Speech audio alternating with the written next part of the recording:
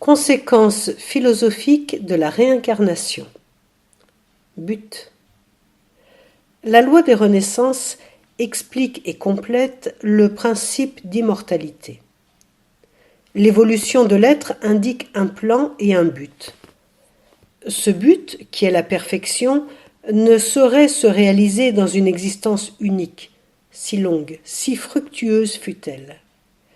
Nous devons voir dans la pluralité des vies de l'âme la condition nécessaire de son éducation et de ses progrès.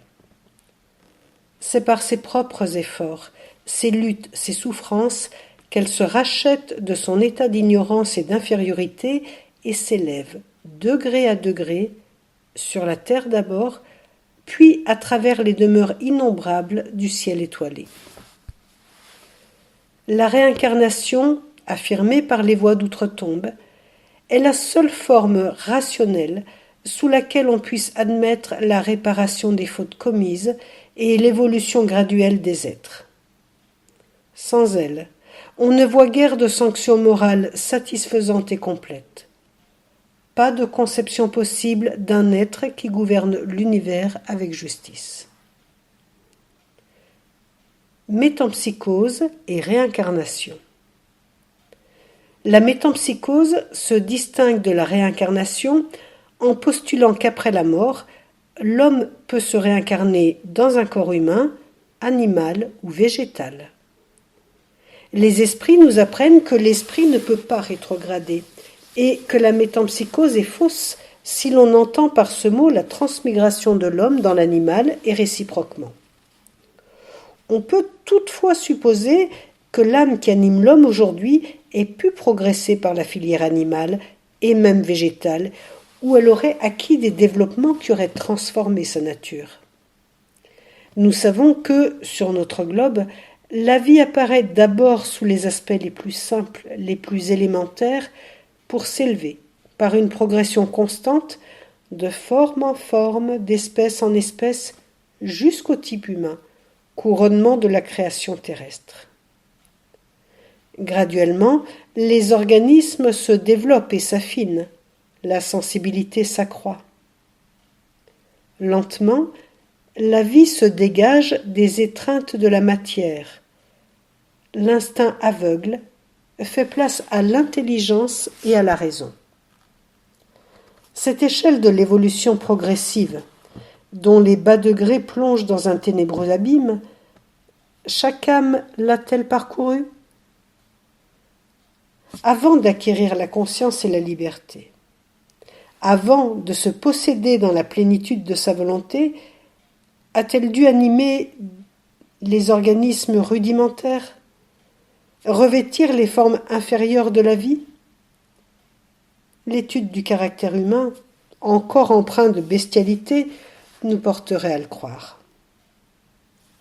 Le sentiment de l'absolue justice nous dit que l'animal, pas plus que l'homme, ne doit vivre et souffrir en vue du néant. Une chaîne ascendante et continue semble relier toutes les créations, le minéral au végétal, le végétal à l'animal et celui-ci à l'homme. Elle peut les relier doublement, au matériel comme au spirituel. Ces deux formes de l'évolution seraient parallèles et solidaires, la vie n'étant qu'une manifestation de l'esprit. Quoi qu'il en soit, l'âme parvenue à l'état humain et ayant acquis la conscience ne peut plus redescendre. Inégalité et injustice. La pluralité des existences peut seule expliquer la diversité des caractères, la variété des aptitudes, la disproportion des qualités morales, en un mot, toutes les inégalités qui frappent notre attention. En dehors de cette loi, on se demanderait en vain pourquoi certains hommes possèdent le talent, de nobles sentiments, des aspirations élevées, alors que tant d'autres n'ont en partage que sottises, passions viles et instincts grossiers. Que penser d'un Dieu qui, en nous assignant une seule vie corporelle, nous aurait fait des parts aussi inégales, et, du sauvage au civilisé, aurait réservé aux hommes des biens si peu assortis, et un niveau moral si différents? Sans la loi des réincarnations, c'est l'iniquité qui gouverne le monde. Si tout commençait pour nous avec la vie actuelle, comment expliquer tant de diversité dans les intelligences, tant de degrés dans la vertu ou le vice, tant d'échelons dans les situations humaines? Un mystère impénétrable planerait sur ces génies précoces, sur ces esprits prodigieux qui, dès leur enfance, s'élancent avec fougue dans les sentiers de l'art et de la science, alors que tant de jeunes hommes pâtissent dans l'étude et restent médiocres malgré leurs efforts. Toutes ces obscurités se dissipent devant la doctrine des existences multiples. Les êtres qui se distinguent par leur puissance intellectuelle ou leur vertu ont plus vécu, travaillé davantage, acquis une expérience et des aptitudes plus étendues. Le progrès et l'élévation des âmes dépendent uniquement de leurs travaux, de l'énergie déployée par elles dans le combat vital. Les unes luttent avec courage et franchissent rapidement les degrés qui les séparent de la vie supérieure, tandis que d'autres s'immobilisent durant des siècles par des existences oisives et stériles. Mais ces inégalités, résultats des agissements du passé, peuvent être rachetées et nivelées par nos vies futures. Ainsi, la sanction morale, si insuffisante, parfois si nulle, lorsqu'on l'étudie au point de vue d'une vie unique, se retrouve absolue et parfaite dans la succession de nos existences. Il y a une corrélation étroite entre nos actes et notre destinée. Nous subissons en nous-mêmes, dans notre être intérieur et dans les événements de notre vie, le contre-coup de nos agissements. Notre activité, sous toutes ses formes, est créatrice d'éléments bons ou mauvais, d'effets proches ou lointains, qui retombent sur nous en pluie, en tempête ou en rayons joyeux. L'homme construit son propre avenir. Jusqu'ici, dans son incertitude, dans son ignorance, il le construit à tâtons et subit son sort sans pouvoir l'expliquer. Bientôt, mieux éclairé, pénétré de la majesté des lois supérieures, il comprendra la beauté de la vie qui réside dans l'effort courageux et donnera à son œuvre une plus noble et plus haute impulsion. Incarnation et désincarnation. L'union de l'âme au corps s'effectue au moyen de l'enveloppe fluidique du périsprit. Par sa nature subtile, il servira de lien entre l'esprit et la matière. Depuis la conception jusqu'à la naissance, la fusion s'opère lentement entre le corps physique et le périsprit. Les mouvements vibratoires du périsprit de l'enfant vont s'amoindrir et se réduire en même temps que les facultés de l'âme, la mémoire, la conscience s'effacent et s'annihilent. C'est à cette réduction des vibrations fluidiques du périsprit, à son occlusion dans la chair, qu'il faut attribuer la perte du souvenir des vies antérieures. Un voile toujours plus épais enveloppe l'âme et éteint ses radiations intérieures. Toutes les impressions de sa vie céleste et de son long passé ont replongé dans les profondeurs de l'inconscient.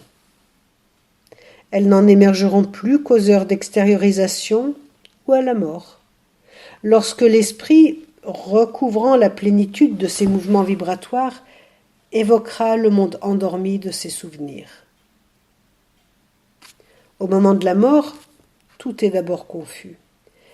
Il faut à l'âme quelque temps pour se reconnaître. Elle est comme étourdie et dans l'état d'un homme sortant d'un profond sommeil et qui cherche à se rendre compte de sa situation.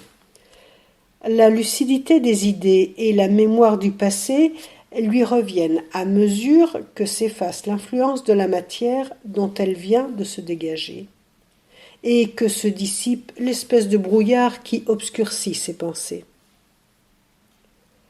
La durée du trouble qui suit la mort est très variable. Il peut être de quelques heures seulement, comme de plusieurs jours, de plusieurs mois et même de plusieurs années. Il est le moins long chez ceux qui se sont identifiés de leur vivant avec leur état futur, parce qu'ils comprennent immédiatement leur situation. Il est d'autant plus long que l'homme a vécu plus matériellement. Oubli du passé. Nous avons vu précédemment les causes organiques de l'oubli des vies passées. Reste à en comprendre l'utilité. Si l'homme avait gardé le souvenir de ses actes, il en aurait aussi conservé celui des actes d'autrui. Les conséquences dans les rapports sociaux seraient considérables. Imaginez la situation d'une mère qui aurait pour enfant un être avec lequel elle se serait autrefois entredéchirée. Les êtres qui se réincarnent ensemble pour se pardonner leurs fautes passées et pour apprendre à s'aimer seraient continuellement entravés par le souvenir des actes commis. Le pardon serait beaucoup plus difficile et la haine se perpétuerait entre les êtres. Démographie. On oppose souvent à la théorie des vies successives la démographie humaine. En effet, la Terre était peuplée de 1 milliard d'habitants contre 6 milliards en l'an 2000. Comment expliquer cette augmentation ? Le problème est simple à résoudre si l'on sort de cette vision étroite qui fait que la Terre est le seul monde habité et si l'on considère les milliards de galaxies qui parcourent l'univers. Dieu ne les a pas créés pour le plaisir des yeux. Les mondes habités évoluent avec les êtres qui les composent. Lorsque les mondes d'expiation et d'épreuve, comme la Terre, se transforment en mondes régénérateurs, le mal y est peu à peu exclu. Par conséquent, les esprits qui s'obstinent dans cette voie se trouvent déplacés et vont continuer leur évolution sur d'autres mondes qui présentent plus d'affinité avec leur état. Conclusion. En résumé, l'être se crée lui-même par le développement graduel des forces qui sont en lui. Inconsciente au début de sa course, sa vie devient plus intelligente et consciente lorsque, parvenu à l'humanité, il est entré en possession de son moi. Encore, sa liberté est-elle limitée par l'action des lois naturelles qui interviennent pour assurer sa conservation. Ainsi, libre arbitre et fatalisme s'équilibrent et se tempèrent l'un par l'autre. La liberté, et par suite la responsabilité, sont toujours proportionnelles à l'avancement de l'être. Telle est la seule solution rationnelle du problème. À travers la succession des temps, à la surface de milliers de mondes, nos existences se déroulent, passent et se renouvellent. À chacune d'elles, un peu du mal qui est en nous disparaît. Nos âmes se fortifient, s'épurent, pénètrent plus avant dans la voie sacrée, jusqu'à ce que, délivrées des réincarnations douloureuses, elles aient conquis, par leur mérite, l'accès des cercles supérieurs où rayonnent éternellement beauté, sagesse, puissance, amour.